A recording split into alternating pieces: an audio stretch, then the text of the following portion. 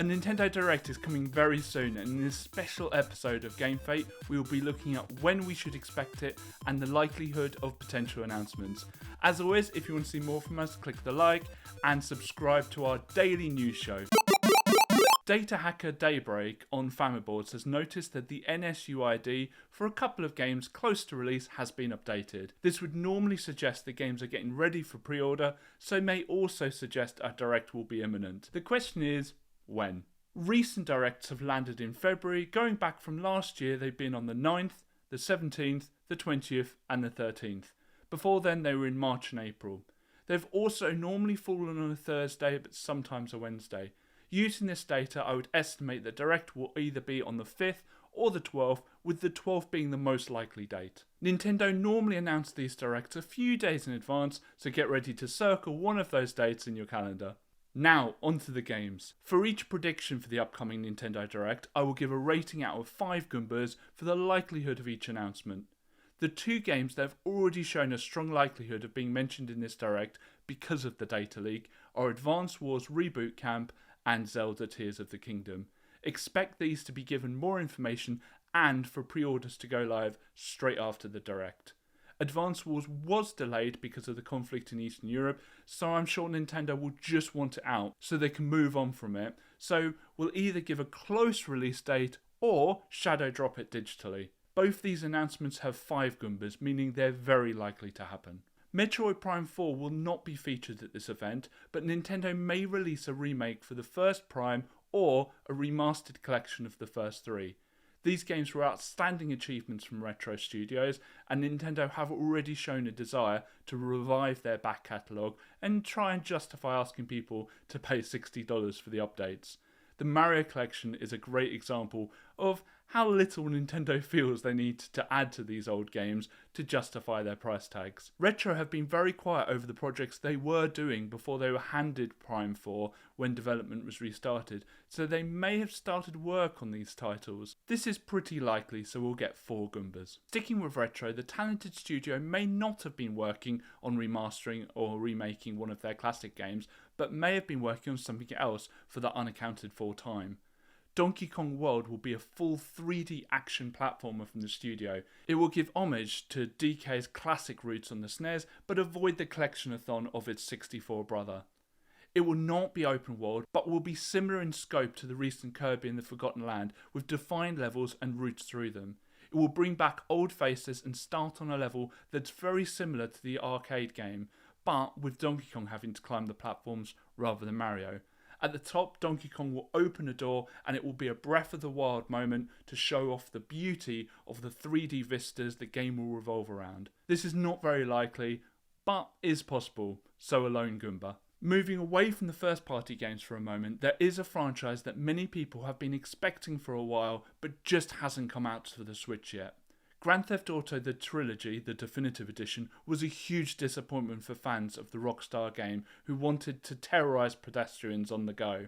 The hype around it clearly has shown Take-Two, which is the publisher, that the market is there, but the poor performance of the game has led to its dismal sales. As a way to tap into this potential, it would be unfathomable for Rockstar not to bring the most successful title in the franchise to Switch. GTA 5 Cloud Edition will be announced, with full online multiplayer and be touted as a really solid way to play the game. The announcement will also come with 3 months free GTA Plus for Switch users to start with in the game, which will give them multiplayer perks and monthly in-game currency. For Rockstar not to do this, they're leaving money on the table, so this is going to have 4 Goombas. Another surprising IP will jump to the Switch, but this time not as a cloud version. Microsoft and Nintendo have been playing very well together recently, with Rare's Banjo-Kazooie coming to Smash and also joining the Nintendo Switch Online along with GoldenEye. More surprising though was to see the Ori games join. Microsoft has had a lot of success keeping Minecraft multi-platform, both in revenue terms and in terms of showing the regulatory bodies that their acquisition of Activision Blizzard will not create a walled garden around Xbox. To help bolster this argument further, and to help one of their big IPs become massive, Sea of Thieves will be announced for Switch as a native port. The game would be a dream for Switch since much of it relies on quick expeditions and grinding that is much more enjoyable whilst watching TV or sitting on a train. This would also team Rare up with Nintendo again, which has probably helped push the idea along with those high up in Microsoft. The game seems to be destined to expand beyond its Xbox and PC exclusivity and may even jump to the PlayStation 5 at some point too. This is 3 Goombas since there hasn't been any rumours about this, but it just makes sense. Nintendo have been infamous for resurrecting extremely old ideas, but doing them with a modern twist. This is where our next announcement spawns from.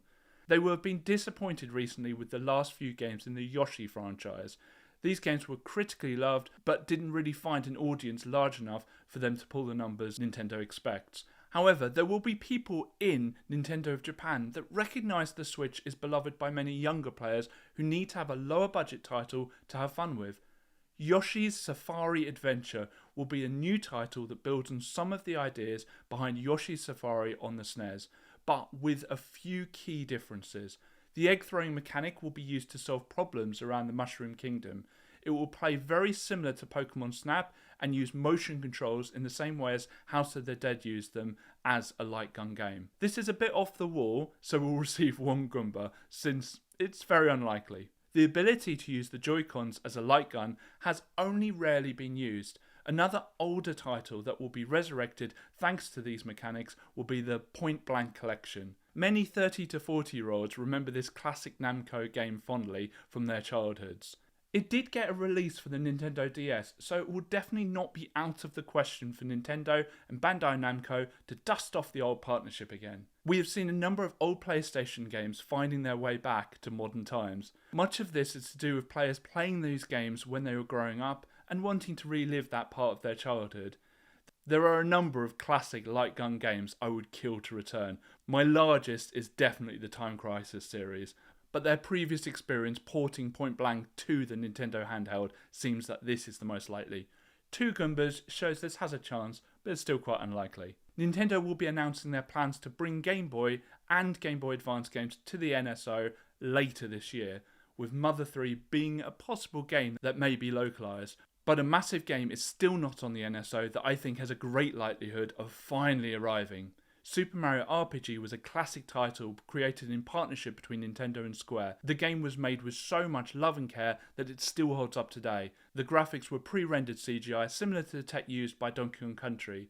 The title was released with the Super Nintendo Classic, so the partnership between the 2 Japanese companies is still there, even if rumours suggest a massive falling out between the 2 companies in the run-up to Final Fantasy VII coming out on Nintendo's rival platform, the PlayStation. The only thing holding the game back, I believe, is money. Square knows the place the game holds in people's hearts and may want Nintendo to pay top dollar for using the game in their online service. This may be why Nintendo SNES and NES releases have severely dried up recently. They may be trying to allow this game to be financially viable by skipping several months to save up for its release.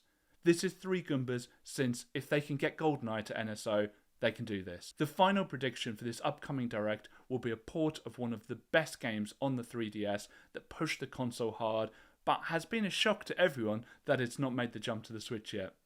Kid Icarus Uprising was the 3rd instalment to the IP released in 2012. The game felt like it pushed the hardware hard with its graphics, but also needed to include a physical stand to help players play the game. The limitations have been lifted with the horsepower and control options of the Switch, so players can finally experience this adventure as it was meant to be played. There is also a chance that Nintendo may add a few extra stages and rework the AR card competitive games into a possible additional online mode. The 6-player standard online mode will be present, becoming another way Nintendo can sell NSO subscriptions. I'm going to give this 2 Goombas since there is a strong feeling in my gut that if Nintendo were going to do this, they would have done so already. Anyway, that's it from us in this video. Which game do you think is most likely to be announced? Do you have any other ideas for us to discuss in a follow-up video? Let me know in the comments and make sure you subscribe for our daily gaming news show. Thank you.